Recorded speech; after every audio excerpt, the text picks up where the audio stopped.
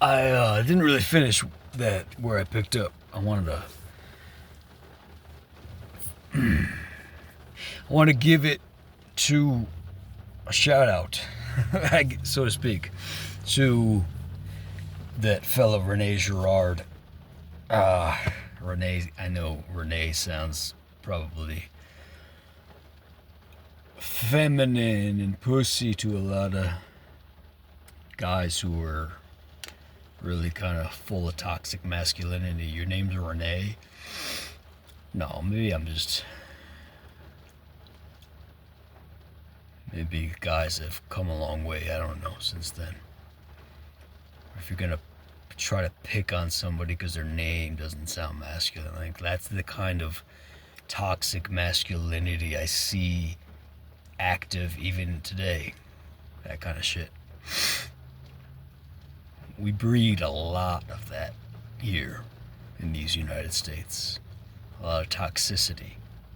Masculinity should be pure and holy and righteous, and I mean it's a what I mean by masculinity is it's a God and Mama Nature deliberately made a masculine energy and a feminine energy, and there's a spectrum in between, and it's very much okay to love each and every one of the spectrum in between, and it's very much okay to realize that your true strength has nothing to do with your masculinity or your femininity. It has to do with your righteousness, your hunger, your thirst to know God and to know what life is, the existence is really about, and to walk with God every step. I'm not saying this stuff because I'm like boasting or bragging. I'm speaking, letting it pour out of my mouth for anybody who might be interested in what I have to say. But I don't want to go too far off in a stream of my consciousness, because I do like that style of writing and literature and speaking and stuff like that. But I know it could probably get annoying for a lot of people. They're like, what are you even talking about at this point, right? I know. But if you're really interested in this novel theory called the social scapegoating and social mimicry by a guy named Girard, first name Rene, I think. He went to Indiana University here in the United States, got a PhD in anthropology, and he became a really, really, really like influential person in my life when I got introduced to him. He's a phenomenal deep thinker, and you can see it in his eyes and his he has this ancestry from France that's just, he looks like there's depth to him. He's dark eyes and the dark hair. I don't know how to explain it. You just sit and talk with the gentleman when he was older, if you watch YouTube interviews, and he's just, I think he really took the Gospels and really examined them from an anthropological, sociological point of view, and got what was going on, what humanity did to the Christ.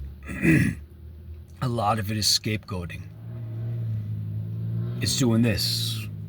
Humanity, when we're so rivalrous with each other and competitive, like primates, we're so fed up with it, and we're so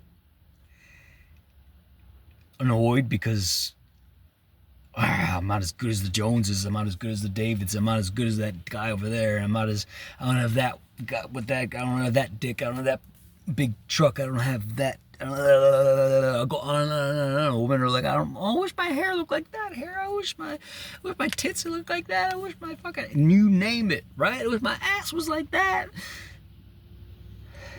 This world will make you like that if you let it. If that's the shit we allow our appetites to take over. So he realized like that it begins there. That's very basic, right? That's very primal sort of insecurity and fear. But even it goes into the institutions. It that kind of rivalrous mentality really just corrupts everything about a nation or an institution if we allow it to, and we have, very much so. That's what causes elitism. It's the elite priesthood, the Jewish elite priesthood that offered up Christ into the hands of the Roman Empire and said, here, take him, crucify him, because they couldn't do it. It was like barbarous to them. Like they couldn't do it. It wasn't part of their culture. The Jews were the ones who executed, or I mean the Roman Empire were the ones who executed people. Capital punishment. They handed them over to Pontius Pilate and said, you take him off our hands. Get rid of him.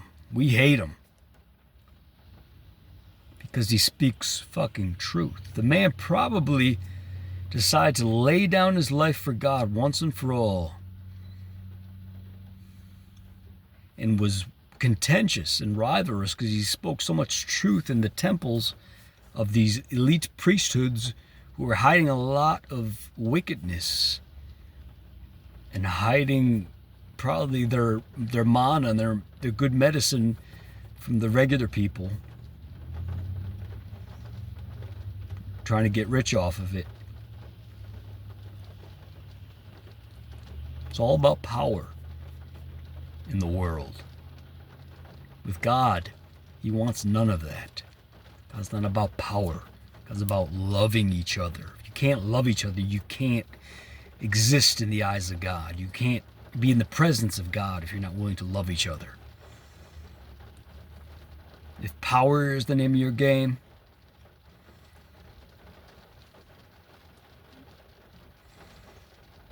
give it up. When I say power, I don't mean empowerment and esteem. Actual is like a good power. I mean a power over one another, right? A lording power over one another. That's harmful. That's wicked.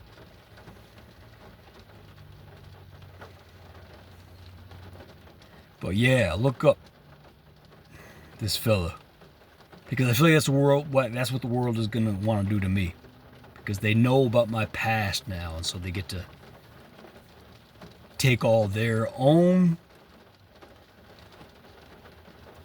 discord, their own fed up lives, their own shit, and want to just, that's the guy, let's get him, I'm gonna throw all my ugliness, I don't like myself, so that guy has a bad past, he can't be saved by grace, he's ugly, his past is ugly, let's get him, he's a bastard. So they refuse to see that I'm trying to do good from here on out, that I'm trying to revolutionize the Americas, because we ain't going anywhere good anytime soon under this so-called administration. It had to happen, though. It had to happen.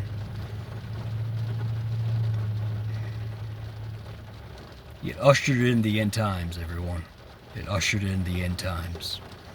It's the end of the storybook, so we're moving on. It's not the end. There is no end ever. There is no big end. But that's in God's hands. That would be blasphemous and arrogant for me to even say such a thing, but I know, I have faith that God is always about life. On through the ever. On through the ever. We must go on through forevermore. But you gotta decide what you're about. If you want to point the finger at others, you're casting your own demons. That's all you want to do. You gotta go inside and get right with yourself. So, if you want to hate me for what I'm trying to do, so be it. I can't stop you. Right? Bring it. I don't really care. You know? I kind of turned suffering and pain into fun and turn it right back at you in a way. Turn the other cheek and it ended up bouncing off my cheek and going back at your cheek. That's kind of what I mean. Yeah, it's real. That's kind of how tricky Christ was when he said turn the other cheek. He didn't mean submit like that. He meant, okay, I'll receive what you're dishing out. It's coming right back at you because he knew karma was real. But he had no fear of violence. He was willing to take blows. He was willing to take anything you were willing to throw at him. Chains and whips and scourges and destroy his body. He's like, okay, bring it. Yeah. Oh, you want to put me on a cross and hang me up like an animal to die now? Okay, let's do that. Because he knew. He had no fear of that. He knew that was what was coming. And I'm the same way. You can't have a fear of death. If you believe it's the end, then I would really do some soul searching. This world, the economy, wants you to believe that it's the end of the storybook, that there's a point A and a point B, and then you die, and then you gotta have a big funeral, and all these expenses. Always comes back to this. The world always comes, when I say the world, I mean society and the economy, basically, the mass market. It's all about this. That's what controls these so-called United States. That green stuff. All right, I gotta keep driving. Love you guys.